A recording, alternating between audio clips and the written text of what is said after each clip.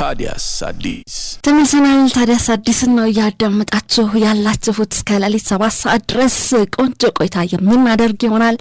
ከ4 እስከ 5 እንግዲህ ያልተሰሙ የሀገር ውስጥ አጫጭር መረጃዎችን የምናጋራበት የእናንተን ይጣራልን ጥያቄ ተቀብለን ደወል አድርገን የምናጣራበት ፕሮግራማችን ነው ማለት ነው። ተቀሳ አድርጌ ነበር በተለይ ከተማችን ውስጥ እየታዩ ያሉ ረጃጅም የናፍጣ ሰልፎችን ያየን ነው ሰሞኑን። አንዳንድ ቦታዎች እንደውም ናፍጣ ራሱ የሌለባቸው ቦታዎች በርከት ይላሉ። ናፍጣ የሚሸጥባቸው ማደያዎች ላይ ግን ረጃጅም ሰልፎችን ያየን እንደነበረ እናስታውሰው ነው ማለት ነው። ዙን አስመልክቶ ተደጋጋሚ 6321 ላይ ምንድነው ናፍጣ ያላችሁ የጠይቃችሁን ነበር ያላችሁት። እኛም የሚመለከታቸው ጋር ደወል አድርገን ተፈጠረ ብለን ልንጠይቅ ነው። የእናንተ ጥያቄን መልሰን እንጠይቃለን። የነዳጅ አዳዮች ማህበር ሰብሳቢን አግኝተናቸዋል መስመር ላይ አቶ ኤፍሬም አሉ። እንዴት አመሹ? እንዴት አመሻችሁ? ሰላም ነው አለን ይመስገን። ሁሉ ሰላም ሰላም። ተደጋጋሚ አድማጮቻችን በ6321 ላይም በሰይፉ ኦኒቤስና ሰይፉ ሾው ላይም እንደዚሁ በታዲያስ አዲስ ፕላሳችን ጥያቄዎችን እየጠየቁን ነበር። ማማረሮችም ሁሉ ነበሩ። በተለየ ናፍጣ ሰልፎች ሲረዝሙ የመንገድ መዘጋጋቶች አሉ፣ እንቅስቃሴ የመገደብም ነገር አለውና ምን ተፈጥሮ ነው ናፍጣ ጠፋ ወይ ለምንድነው ሰልፉ የረዘመው ብላችሁ ጠይቁልን ሲሉን እኛም መቼም አታሳፍሩንም እናንተም በመልሳችሁ ደወል አደረግልን ጠይቅ። ኦኬ ምን ተፈጥሮ ነው ናፍጣ? እንግዲህ የሀገሪቷ ኢኮኖሚ ከታህሳስ ጀምሮ እስከ ሚያዝያ እስከ ሰኔ ድረስ በከፍተኛ ሁኔታ የሚንቀሳቀስበት ነው እና ምርቶች ወደዚህ ይላሉ። እንደ ማዳበሪያ ያሉ ኮንስትራክሽን ስራዎች መሳሰሉት ኢንዱስትሪ ኢምፖርትም በከፍተኛ ሁኔታ ወደ ሀገር ውስጥ የሚገባበት ወቅት ነው። ኢኮኖሚ የሚነቃቃበት ነው እና በዚህ ወቅት ፍላጎቶች ይጨምራሉ።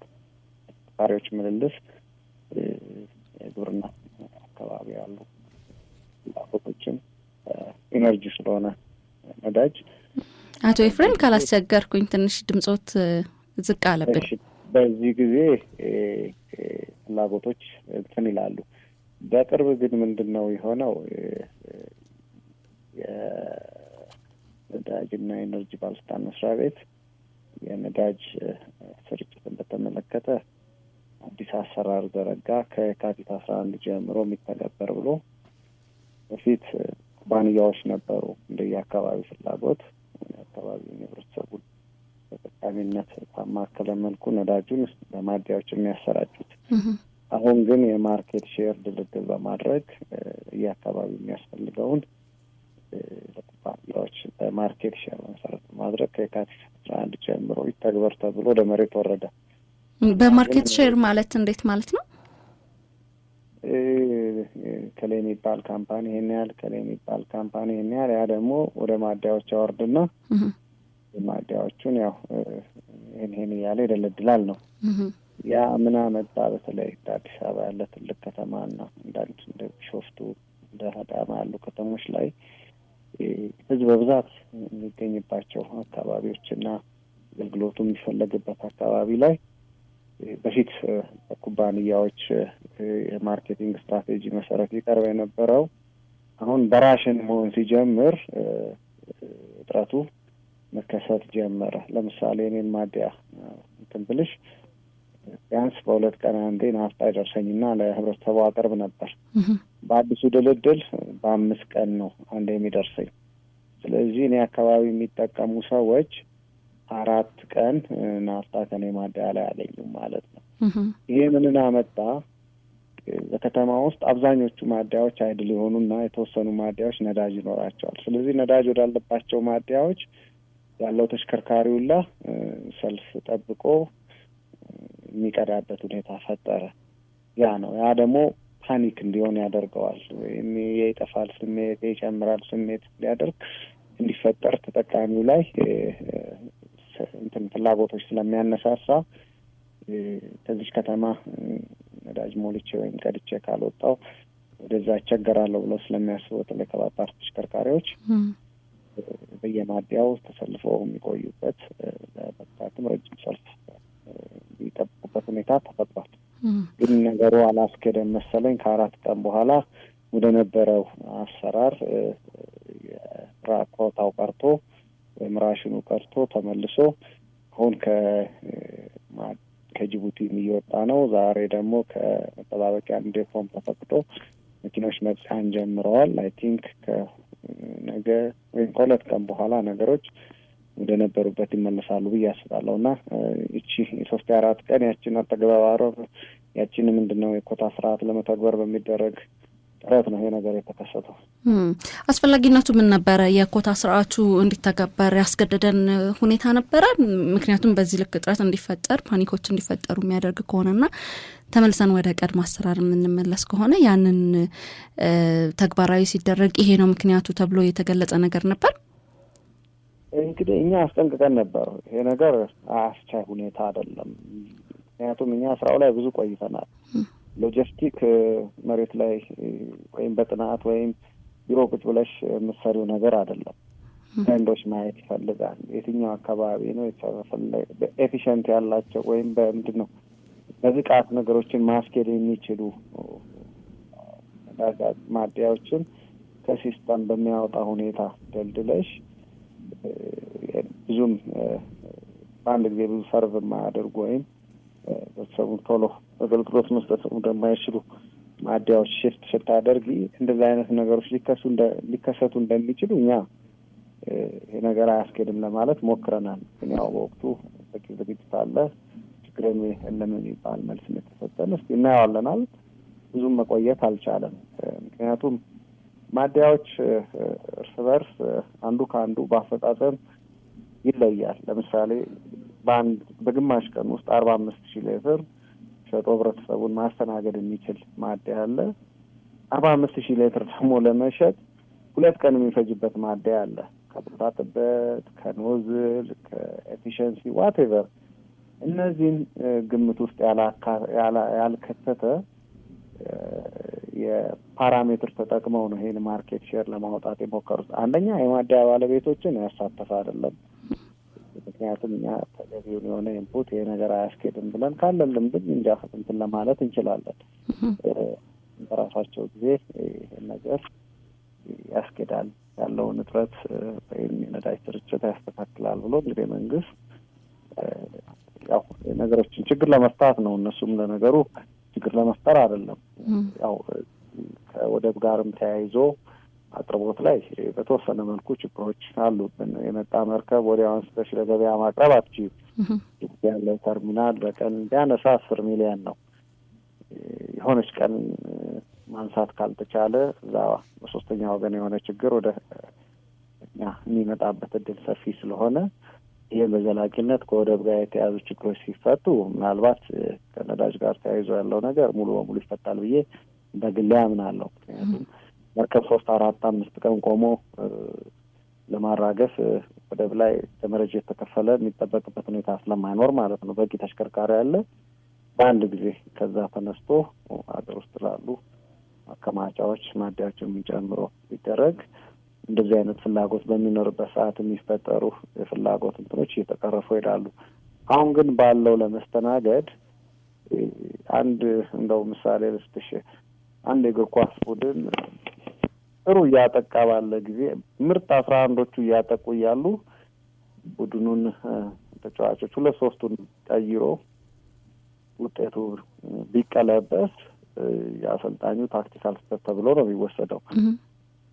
እስካሁን በነበረው ስርጭት ጥሩ እየመጣ ያለ ነገር አለ። የተወሰኑ መንገጫገጮች ሊኖሩ ይችላሉ። ያንን ከስቴክ ሆልደሮች ጋር በመወያየት ዘላቂነት እንዴት እንፍታው ማለት ነው እንጂ አዲስ ነገር ችግር ባለበት ሁኔታ መሞከር ትንሽ አስቸጋሪ ነው። ይሄ አሁን ኦፍ ሲዝን ላይ ቢሆን ምናልባት እንደዚህ እንትን ላይል ይችላል። አሁን ሳሌ ክረምት አካባቢ ቢሆን ፍላጎት በተወሰነ መልኩ ስለሚቀንስ በአንድ ችግሩ እንደዚህ ጎልቶ ላይታይ ይችላል። አሁን በመደበኛነት እንኳን ሁሉ ቦታ ናፍጣው ፕሮዳክቱ ነው ደርሶ ህብረተሰቡ የሚገለገልበት ሁኔታ ተወሰነ መልኩ ስለሚቸግር በዚህ ላይ አዲስ አሰራር ደግሞ ለተግባሩ ላይ ስትገቢ እንደዚህ አይነት ሜሶች ይፈጥራል እና እኛ የጠበቅነው ሜስ ነው የሆነው። ግን ቶሎ ለማስተካከል ተጥሯል። አይ መልካም። በነገራችን ላይ አንዳንድ ውሳኔዎች ሲወሰኑ በቀጥታ ከጉዳዩ ጋር ግንኙነት ያላቸው በቀጥታ ጉዳዩ ላይ የሚሳተፉ ሰዎችን ማማከር የነሱን ኢንፑት መውሰድ ከብዙ ነገር ሊያድነን ይችላል፣ ከብዙ ሌሎች ውጣ ውረዶች ሊያድነን ይችላል። ጥሩነቱ እንግዲህ በቶሎ ታርመው ይሄ ጉዳይ ወደ ስራ መገባቱም መልካም ነው። ስለዚህ ባለፉት ጥቂት ቀናት ሲታዩ የነበሩት የናፍጣ ሰልፎች ምንድነው ምክንያታቸው ተብሎ ምክንያታቸውንም ይሄው አውቀናል ማለት ነው። ስለዚህ ከዚህ በኋላ ከዚህ በፊት በነበረው ነው የሚቀጥለው፣ እንዲህ አይነት ሰልፎችን የማናይባቸው አጋጣሚዎች ይበዛሉ ማለት ነው። አቶ ኤፍሬም እንግዲህ እኛ ተስፋ እናደርጋለን አሁንም ተመልሰው ወደዛው የሚመለሱ ከሆነ ችግሮች ሊቀጥሉ ይችላሉ። ምክንያቱም ትልቁ ችግር ምን መሰለሽ፣ ሁሉም ማደያዎች ነዳጅ የማይኖራቸው ከሆነ ነዳጅ ወዳለበት ሰው መሰለፉ አይቀርም። አሁን ለምሳሌ ሰፈር ውስጥ ውሃ ትጠፋለች አይደል? አንዳንድ አካባቢ ውሃ ወዳለበት ነው ሰው የሚሄደው አይደለም? አንዳንድ አካባቢ ለረጅም ጊዜ ሊጠፋ ይችላል። ስለዚህ ሰው ጀሪካንም ይሁን በበርሜል ውሃ ቴቨር ውሃ ወዳለበት አካባቢ ሄዶ ቀርቶ ወደ ቤቷ ያመጣል። እንደዛ እንደማለት ነው። ይሄም ግን እየተቆራረጠም አንድም ቀን ሁለትም ቀን በፈረቃም ትሆን ውሃው የምትመጣ ብትሆን ሰው በቃም እያጠራቀመ ምናምን ለነገ የሚሆነውን እያስቀመጠ ይገለገላል። ይጠፋል ብሎም ስለማያስብ ለአንድ ቀን ለሁለት ቀን የሚሆነው ነው አይደል? ሰው ጀሪካን በምን የሚያስቀምጠው። ነዳጅም እንደዛው ነው። ትንሽ ግርግር ሲታይ ተጠቃሚ ህብረተሰብ ፓኒክ ይሆናል እና የሚያስፈልገው በላይ ለመቅዳት አንድ ከባድ መኪና በአንድ ጊዜ አሁን ከ500 ሊትር በላይ ነው ወደ ክፍለ ሀገር ሲሄድ የበለጠ ይቸግረኛል ብሎ ስለሚገምት፣ አዲስ አበባ ደግሞ ካፒታል ሲቲ ናት። እዚህ አካባቢ ችግር ይኖራል ብሎ ከገመተ አንድ አሽከርካሪ ወደዛ ይብሳል ብሎ ስለሚያስብ ንቅንቅ አይልም እዚህ ታንከሩን ሳይሞላና ከተማው ከሚፈልገው ወይም ከተማው ከሚጠቀመው በላይ ፍላጎቶች ይከሰታሉ። ብዙ ጊዜ እንደዚህ ይሆናል። አንዳንዴ ትንሽ ሰልፎች ሲታዩ አዲስ አበባ ረግጦ የሚያልፍ ተሽከርካሪ ወይ አዲስ አበባ ዙሪያ 3-4 ቀንም ቆሞ ብቻ ታንከሩን ሳይሞላ ንቅንቅ አይልልሽም። ስለዚህ እንደዚህ አይነት ትሬንዶች ይታወቃሉ። እንደዚህ አይነት ነገሮች እንዳይፈጠሩ በተቻለ መጠን አዲስ አበባ ያሉ ማደያዎች አቅርቦት ቢኖራቸው፣ በተለይ ደግሞ በአንድ ጊዜ ብዙ ማስተናገድ የሚችሉ አቅም ያላቸው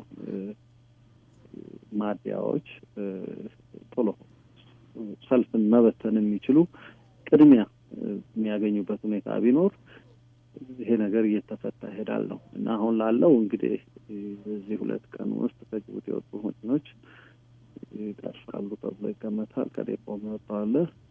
እንግዲህ ለተወሰኑ ቀናቶች ይረጋጋል ብለን እናስባለን። ተመልሶ እንግዲህ እንደዚህ አይነት ነገር ካልመጣ ማለት ነው። ያው በፊት በተደረገው ነገር እንግዲህ ስህተቱ ወይም ደግሞ እርምጃው ምን አይነት ዋጋ እንዳስከፈለንም ስላየን ይመስለኛል በዚሁ የምንቀጥል ይሆናል ማለት ነው። ቢያንስ እቺ ፒክ ሲዝኑ እስክታልፍ ድረስ የነበረው አሰራር ቢቀጥል መልካም ነው የሚሉን አቶ ኤፍሬም እንግዲህ በምሽት ነው የደወል ነው ምን ተከስተው ነው ብለን የጠየቅነው። ለሰጡን ምላሽ እጅግ አድርገን እናመሰግናለን። ከዚህ በኋላም ጥያቄ ሲኖረን እንግዲህ እንደዋወላለን። አቶ ኤፍሬም እሺ፣ እኛም እናመሰግናለን። ታንክ ዩ። እንግዲህ አድማጮቻችን በጠየቃችሁን መሰረት ሰሞኑን ያሉት የናፍጣ ሰልፎች ምንድነው ያላችሁ ነበረ። የሁሉም ጥያቄ ነበር። የተወሰነ የአሰራር ለውጥ ነበረ፣ በሱ የተነሳ ነው እንደዛ የሆነው ማለት ነው። ከዚህ በኋላ ግን ወደ ነበረው አሰራር ተመልሶ እነዚህ የታዩ ሰልፎች በ2-3 ቀን ውስጥ ይስተካከላሉ የሚል ተስፋ ነው ያለው ማለት ነው። አቶ ኤፍሬም የነዳጅ አዳዮች ማህበር ሰብሳቢ ናቸው። የተፈጠረው ምንድነው ብለን ነው ደወል ያደረግንላቸው። ምላሻቸውን እንዲሰጥተውናል።